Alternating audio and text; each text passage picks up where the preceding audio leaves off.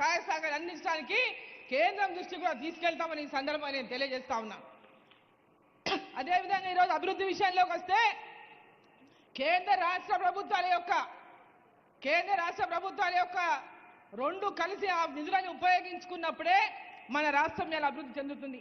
రేవంత్ రెడ్డి గారు ప్రధానమంత్రి దగ్గరికి వెళ్ళి తెలంగాణ రాష్ట్రం యొక్క అప్పులు, అవసరాలు, అభివృద్ధి గురించి మరి కేంద్రంలో ఉన్నటువంటి నరేంద్ర మోదీ గారికి అనేక మంది కేంద్ర మంత్రులకు విషయాలు తెలియజేసి పెద్ద ఎత్తున కేంద్ర రాష్ట్ర ప్రభుత్వాల షేర్ ఉన్నటువంటి ప్రాజెక్టులపైన మనం ఫోకస్ చేయాలి.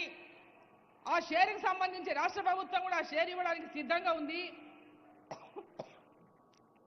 ఈ రెండు కేంద్ర రాష్ట్ర ప్రభుత్వాల యొక్క షేర్తో మన యొక్క జిల్లాను, రాష్ట్రాన్ని అభివృద్ధి చేసుకునే లక్ష్యంతో అయితే ముందుకు పోతున్నారో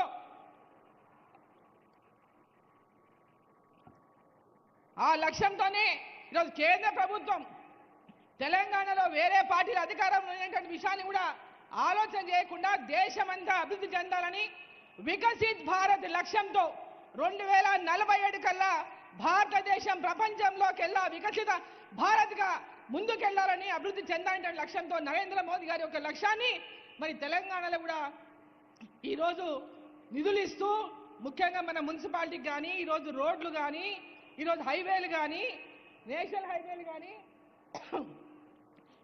హైవేలు కానీ రోడ్లు మనకు మహబూబ్ నగర్కి బైపాస్ శాంక్షన్ చేయించుకున్నాం, జడ్చర్లకు bypass sanction చేయించుకున్నాం.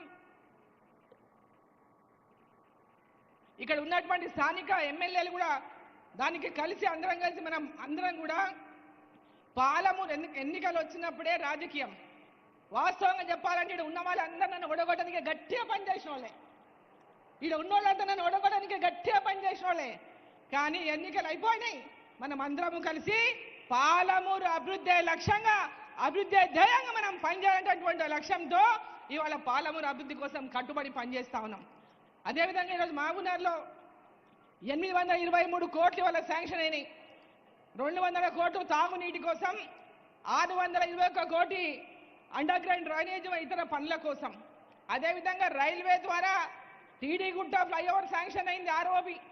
Devarakadra LHS sanction అయింది, అంటే లిమిటెడ్ హైట్ సబ్వే శాంక్షన్ అయింది దేవరకద్రకి. రెండు కూడా రేపు వచ్చే నెలలో దేవరకద్ర టెండర్ అవుతుంది, ఏప్రిల్లో మహబూబ్నగర్ టీడీగుట్ట టెండర్ అవుతుంది. మిగిలిన తిమ్మసానిపల్లి కానీ, బోయపల్లి కానీ, ఈరన్నపేట కానీ, అదేవిధంగా మోదీనగర్ కానీ ఇవన్నీ కూడా శాంక్షన్ అయినాయి. అవి కూడా ఏప్రిల్ మే మాసంలో వాటి పనులు కూడా ప్రారంభమవుతాయి. టౌన్లో ఉన్నటువంటి రైల్వే లైన్ల వల్ల పెద్ద ఎత్తున ప్రజలు ఇబ్బంది పడతా ఉన్నారు, ట్రాఫిక్ సమస్యలు పెద్ద ఎత్తున ఉన్నామని ఈరోజు మనం ఇవన్నీ కూడా కలిసి దీన్ని కేంద్ర ప్రభుత్వం వీటికి 100% నిధులు ఇచ్చి వీటిని శాంక్షన్ చేస్తూ ఉంది. గతంలో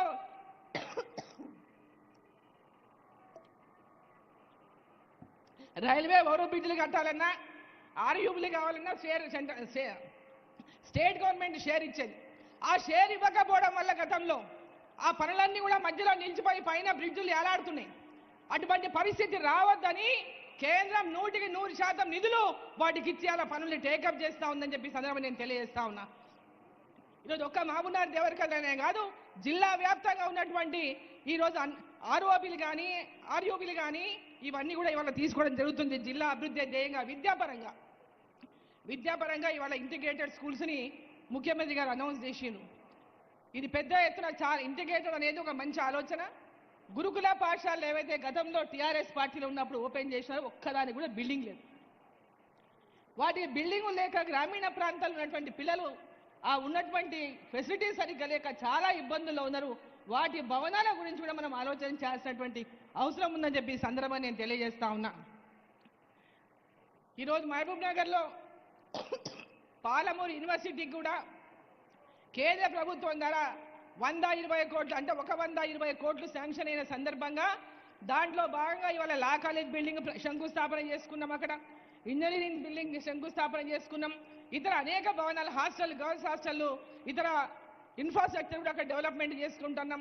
కాబట్టి ఈరోజు కేంద్ర రాష్ట్ర ప్రభుత్వాల యొక్క ఈ యొక్క అభివృద్ధి పైన పెద్ద ఎత్తున మరి దృష్టి పెట్టి కేంద్ర ప్రభుత్వ నిధులకు మన రాష్ట్ర ప్రభుత్వ నిధులను మ్యాచింగ్ చేసుకుంటూ ఎక్కడ కూడా పథకాలు ల్యాబ్స్ కాకుండా పూర్తి స్థాయిలో ఉపయోగించుకోవాలని ముఖ్యమంత్రి గారిని వేదిక ద్వారా కోరుతూ, మరి మామునార్లో ఇంకొక ముఖ్య విషయం, పాలమూరు జిల్లాలో రోడ్ల పరిస్థితి చాలా అధ్వానంగా ఉంది.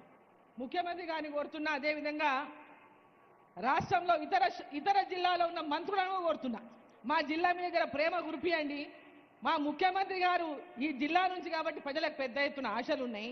ప్రతి గ్రామానికి కూడా ఈరోజు రోడ్లు లేదు, చాలా దీనావస్థలో ఉన్నాయి. పెద్ద ఎత్తున పాలమూరు జిల్లాకు 20,000 కోట్లు ఇచ్చే పాలమూరు జిల్లాలో ఉన్నటువంటి రోడ్లు, గ్రామీణ ప్రాంతాల రోడ్లన్నీ కూడా బాగా అవుతాయని చెప్పి సందర్భంగా తెలియజేస్తూ ప్రత్యేక దృష్టి పాలమూరు జిల్లా మీద పెట్టాలని చెప్పి, మరి జిల్లాలో రోడ్లు కానీ, విద్య కానీ, వైద్యం కానీ, ఇరిగేషన్ కానీ, ప్రధానంగా పాలమూరు జిల్లాలో వీటన్నిటిపై కూడా దృష్టి పెడితే పాలమూరు జిల్లాలో వలసలు ఉండవు. పాలమూరు జిల్లాలో పిల్లలు మంచి విద్యావంతులు, తెలివైన వాళ్ళు ఉన్నారు, ఎక్కడెక్కడో పోయి వాళ్ళు బతుకుతున్నారు.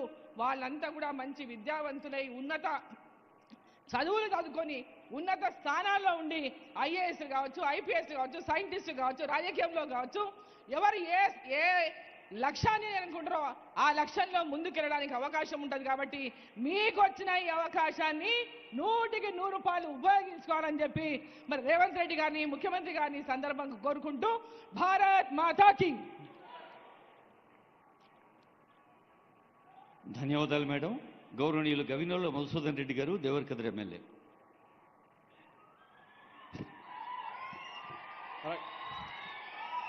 మనందరి అభిమాన నాయకుడు, పాలమూరు ముద్దుబిడ్డ, గౌరవ ముఖ్యమంత్రి శ్రీ రేవంత్ రెడ్డి గారికి మీరందరూ కూడా ఒకసారి కరతాళ ధ్వనులతో స్వాగతం పలకాలని చెప్పేసి కోరుతా ఉన్నాం.